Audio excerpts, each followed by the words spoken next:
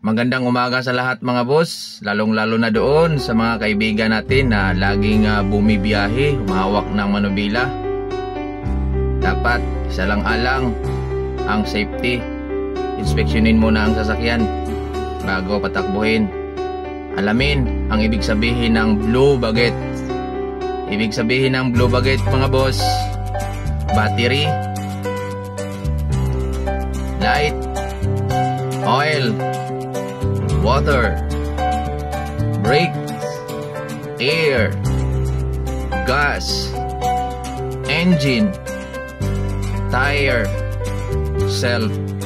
Dapat yang mga yan mga boss na secure natin para at least malaki ang porsyento na malayo tayo sa sakuna. Laging tandaan mga boss ang katagang blue baguette. Dahil sa blue baguette, safety tayo sa pagbiyahe. Malayo man, malayo rin ang ating mararating sa buhay.